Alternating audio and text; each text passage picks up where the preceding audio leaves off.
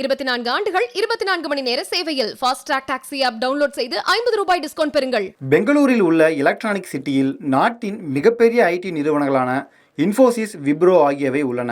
நகரில் நிலவும் கடுமையான குடிநீர் தட்டுப்பாட்டை தணிக்க எலக்ட்ரானிக் சிட்டியின் மாடல் நடைமுறை ஒரு தீர்வாக இருக்கும் என கருதப்படுகிறது. நகரின் பிற பகுதிகள் தண்ணீர் இல்லாமல் தத்தளித்து கொண்டிருக்க எலக்ட்ரானிக் சிட்டி இயல்பாக உள்ளது. எலக்ட்ரானிக் சிட்டியில் இண்டஸ்ட்ரியல் டவுன்ஷிப் ஆணையம் வழக்கமான பணிகளை செய்து வருகிறது. சமீப காலமாக ஏற்பட்டுள்ள தண்ணீர் பிரச்சினை எங்கள் பகுதியில் மிக குறைவான தாக்கத்தையே ஏற்படுத்தியுள்ளது. போர்வெல்கள், சேமித்து வைக்கப்பட்ட சுத்திகரிக்கப்பட்ட தண்ணீருடன் இணைந்து பெங்களூரு நீர் வழங்கல் மற்றும் கழிவுநீர் வாரியம் மூலம் கிடைக்கும் தண்ணீரை விட அதிக தண்ணீரை உற்பத்தி செய்கிறோம்.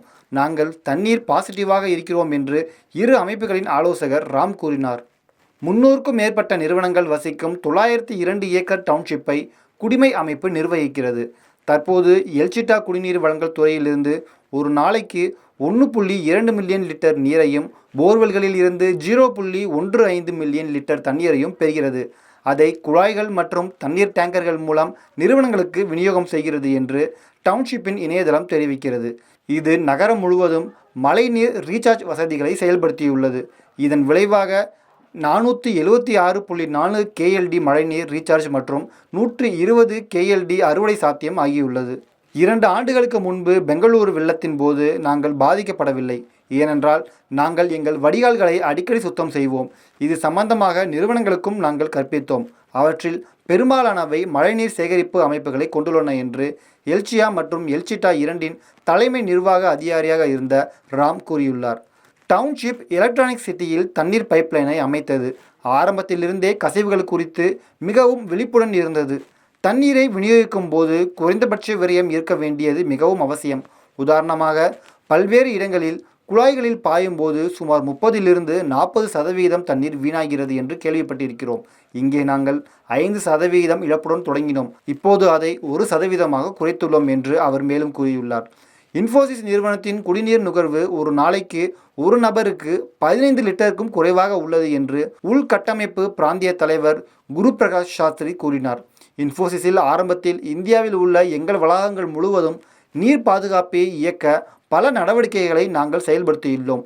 தேவையை குறைப்பதற்கான குறைந்த பாய்ச்சல் சாதனங்கள், கசிவை கண்டறிந்து தடுக்க ஸ்மார்ட் வாட்டர் மீட்டர், கழிவுநீரில் 100% சுத்திகரித்து மீண்டும் பயன்படுத்த கழிவுநீர் சுத்திகரிப்பு ஆலைகள் மற்றும் மழைநீரை சேகரித்து திறம்பட பயன்படுத்த மழைநீர் சேகரிப்பு ஆகியவை அடங்கும் என்றார்.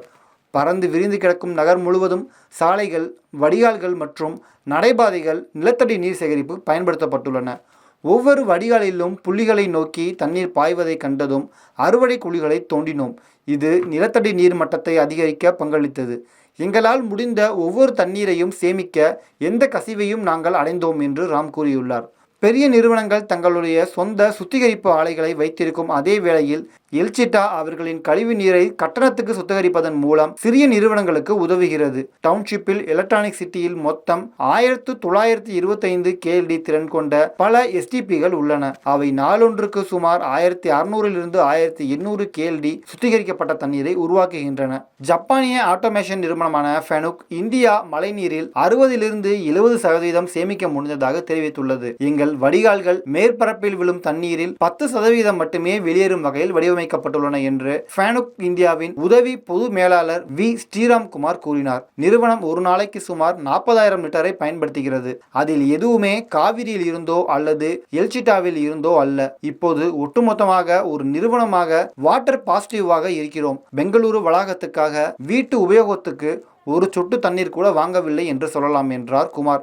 ஃபாஸ்ட் ட்ராக் 24 ஆண்டு அனுபவம், 24 நகரங்களில் 24 மணி நேரமும் உங்கள் சேவையில். உங்கள் ஆதரவிற்கு நன்றி.